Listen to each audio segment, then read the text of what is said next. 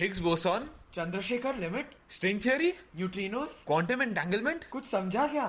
Ever felt bored and confused while reading lengthy physics textbooks or articles? Yeah, on God, bro. I'm Arnav, And I'm Pratham. and welcome to Quark Talk, where we decode all the complexities and simplify these intricate concepts in physics. They may have seemed too complex to understand until now.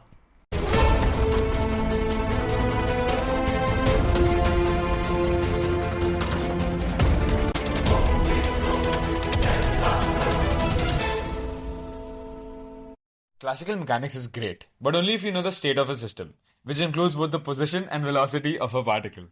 Yeah, if you have this information, then it's a lot of fun because you can use a very special equation to calculate what that particle will do in the future. And now you may ask what equation we're talking about.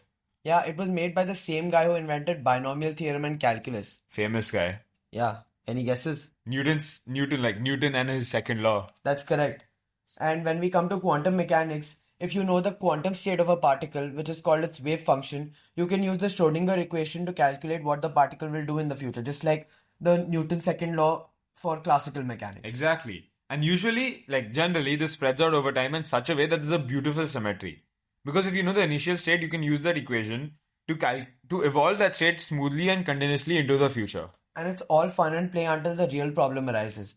The thing is that in quantum mechanics, we never actually observe the wave function directly. Instead, when we measure it, we find that the particle is at a single point in space. And the wave function describes the particle as spread out in space, but when we measure it, it's directed at a single point because the act of measurement collapses the wave function. So it's understandable when the founders of quantum theory approach the problem, they consider the measurement itself to be more real than the wave function. I mean, after all, the measurement was something that we had actually observed and it matches our experience of a world of matter particles. And this is compared to the harder to explain wave function. Yeah, because we don't see that in our day-to-day lives. Yeah. So scientists like Louis de Broglie and Schrodinger, the same cat guy. Yep. Remember Schrodinger's cat? Yep. Yeah, they suspected that matter has wave-like properties, but ultimately it took a third physicist, someone called Max Born. Ever heard of him? Yeah. Yeah. We've spoken about him as well, I think, earlier. Yeah. He proposed how we should interpret the wave function at each point in space. And essentially, the wave function has a complex amplitude. Basically, a real number plus an imaginary number or a complex number. Like that square root of -1 we use in math AHL. Correct. So Max Born suggested that if you take that amplitude and square it, you get the probability of finding the particle there. Also, the fact that you have to square the amplitude actually appears as a last-minute footnote in Bro's paper. But that is how probability was introduced into the core picture of our reality. I mean, that's a really big philosophical leap. Literally, no longer is our universe deterministic. This made a lot of scientists, especially Einstein, uncomfortable. Yeah, this Einstein, no, he opposes everything in the start. First, he's like, no, nuclear bombs are not possible, fission is not possible, fusion is not possible, quantum entanglement is not possible. Quantum opposing everything. Literally opposing everything. Nothing is possible. Yet we regard him as the greatest genius of our time. I wonder why. We'll tell you that in another episode. That's correct. So let's get back to the Born rule because it's now still at the heart of quantum mechanics because it's spectacularly successful in predicting the outcomes of experiments. So the way quantum mechanics came to be understood is that there are two sets of rules. When you're not looking, the wave function simply evolves according to the Schrodinger equation. But when you make a measurement, the wave function collapses suddenly and irreversibly. Oof. And the probability of measuring any particular outcome is given by the amplitude of the wave function, and which is basically associated with that outcome squared. So Schrodinger himself hated this formulation, and that's why he did the Schrodinger's cat thought experiment, because he wanted to show how unimaginably bad quantum mechanics or quantum entanglement is. Yeah, we explored it in the 5th episode, I believe. Yep, we'll still give a summary though. He just put a cat in a box, there's a bomb in the box, and the bomb has a 50% chance of exploding due to an inherently random radioactive atom inside the box. Correct. So if the atom doesn't decay, the bomb doesn't explode, and the cat doesn't die because it remains alive. But if the atom does decay, the bomb will explode and the cat dies. Yeah. So since the state of the cat and the bomb apparatus are directly tied to the state of the radioactive atom in the bomb, we can say that they are officially entangled. And this is where things get weird. Ooh. Because the thing is that according to quantum mechanics, the state of the atom doesn't have to be either decayed or not decayed as we use common sense to think, we expect that, right? But it's in a superposition of both decayed and not decayed at the same time. Assuming no measurements have been made, this superposition state of the atom gets entangled with the detector and then the cat. So after some time, the wave function of every single thing inside the box is in a superposition of the atom has not decayed, thus bomb not exploded, cat alive state. And the atom has decayed, bomb has exploded, cat dead state.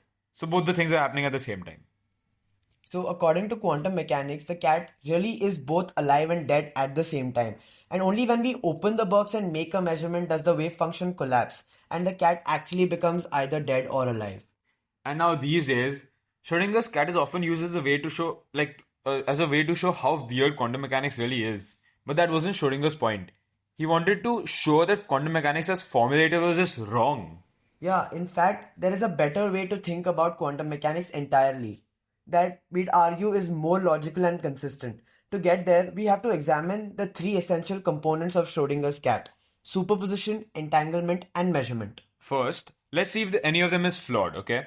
So the superposition part of it is the idea that the quantum objects, if there are two of them, they can be two different states at the same time. I mean, that seems like a crazy idea, right? There's nothing we can observe directly, but we do that indirectly with the double slit experiment. Yeah, that's correct. So you fire individual electrons through two slits at a screen, and the pattern you see is not just the sum of the electrons going separately through one slit and the other slit. It is something that we physicists like to call an interference pattern. We are forced to conclude that a single electron somehow goes through one slit and the other slit simultaneously. This is called superposition. And this is actually easy to understand with waves. They're spread out in space, and it's clear how the peak of a wave from one slit cancels with the toe of the wave from another slit to produce the interference pattern. And luckily, we know that when we're not looking, electrons are represented by a wave, the wave function. The double slit experiment then is concrete evidence that this wave enables individual electrons to pass through both slits at the same time. So, superposition is basically on solid ground. Great. Next concept is entanglement. Consider two electrons fired towards each other with equal and opposite velocities. We know that they'll scatter off each other, but we don't know exactly how. Their trajectories are given by spread out wave functions that only give us probabilities. Correct. But as soon as we measure the momentum of one of them, like one of the electrons, we immediately know the momentum of the other one. It has to be equal and opposite, otherwise conservation of momentum is violated, right? Yeah. Now, it may seem obvious, but consider that before the measurement, the momentum of each electron was in a superposition of states, and measuring one instantaneously collapsed the wave function of the other. And this would be true even if the electrons were like billions of light years apart. Yeah, because these electrons are entangled. What's really going on here is that after interacting, they don't have separate wave functions at all. They're described by a single wave function, and that's what it means to be entangled. That's why measuring one immediately affects the state of the other one, because a single wave function has collapsed. In fact, if we were being rigorous, we'd have to say that there is only one wave function, the wave function of the entire universe, which includes absolutely everything. But in the case of isolated, unentangled quantum particles, It's like what we were just talking about right now. yeah, we can reasonably talk about their individual wave functions, and then once they interact with something else, entanglement is the end result. Exactly. So we've seen that superposition is the same thing as describing systems with waves, and entanglement means that after particles interact, they're described by a single wave function, so two separate wave functions, and now when they interact, they're entangled, then now they're part of the same wave function. Correct. These are fundamental parts of the quantum theory, and it describes systems with wave functions that evolve according to the Schrödinger equation, which leaves only measurement left now for us to discuss. So remember the measurement postulate was added as a second set of rules to connect the mathematics of quantum mechanics to what we actually observe. But doesn't it seem weird that there should be one rule for how systems evolve when we're not looking and a different rule for when we are? I mean, true, right? It's common sense. We should not expect that.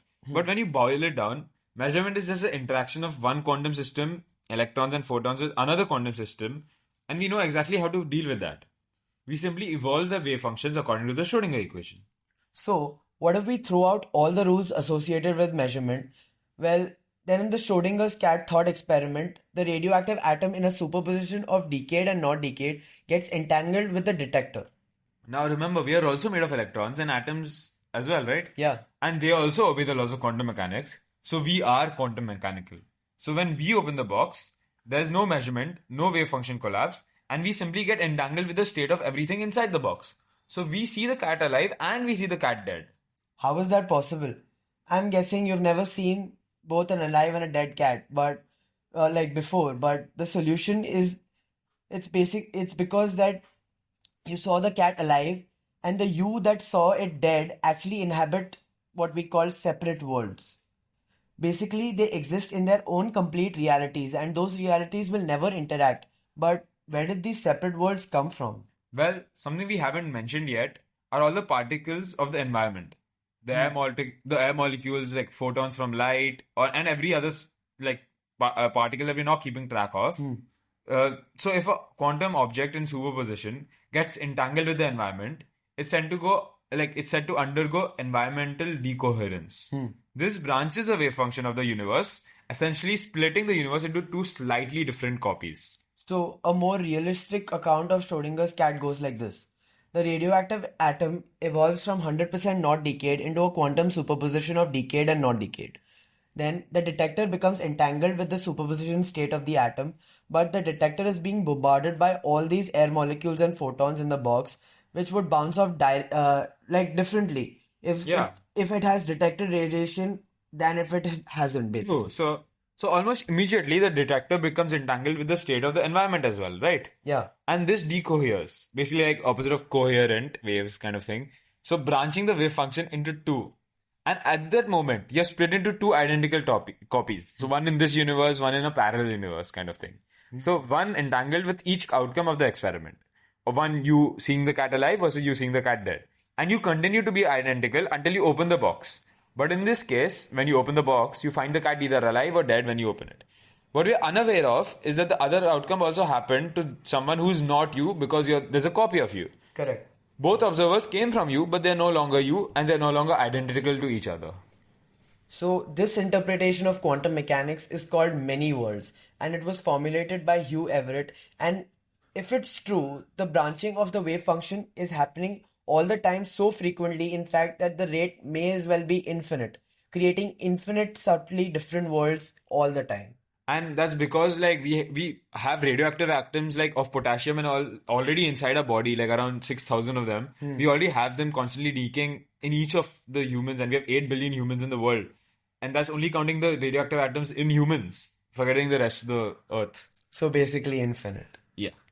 Yeah.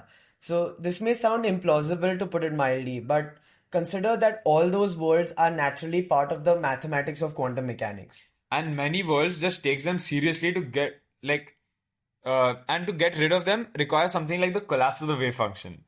And the point is, our experience of reality would be the same in the many worlds picture as it is if the wave function collapses, but the formalism is just so much cleaner and more elegant.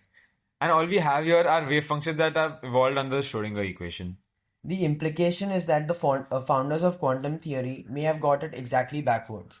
The wave function is the complete picture of reality, and our measurement is just a tiny fraction of it. Data abstraction, computer science. The universe also goes back to being deterministic. Every outcome happens 100% of the time. It only doesn't look that way to us because we experience only a tiny sliver of the multiverse. Yeah, because like one outcome, right? And of course, now like one question that might pop into your head is, but how is the energy conserved completely? Well, clearly in the math, the energy of the whole wave function is 100% conserved. But there's a difference between the energy of the whole wave function and the energy that people in each branch, that how it branches out, Exactly. the energy that they perceive. True. So what you think of is not duplicating the whole universe, but taking a certain amount of the universe and sort of subdividing it or slicing it into two pieces. And the pieces look identical from the inside, except that one has spin up and or the other has spin down. Something like that. Like Similar up quarks and down quarks. Yeah. but they're really contributing less than the original to the total energy of everything. Now, we don't really have any idea of how many worlds exist and how frequently they branch out. I mean, obviously it's a lot because the universe branches whenever a quantum system in superposition becomes entangled with its environment, right? Surprising fact, almost as surprising as the fact that Arnav got some work done today. Haha, SAT, right? Yeah.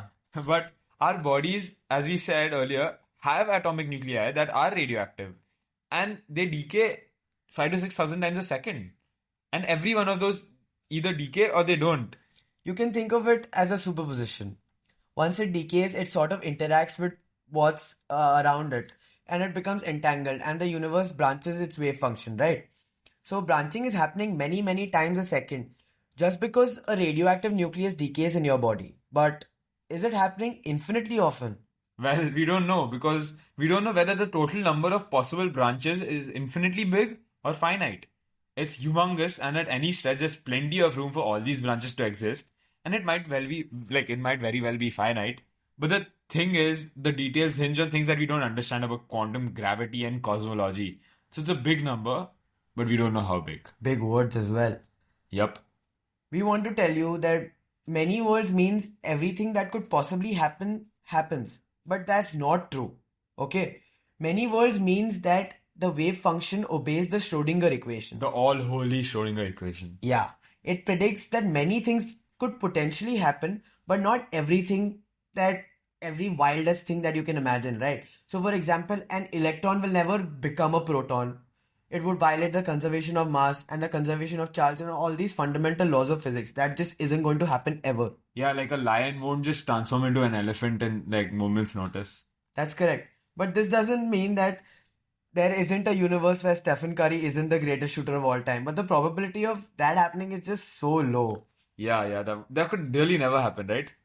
Please, okay, that could never happen. Yeah. Not really never happen. Yeah.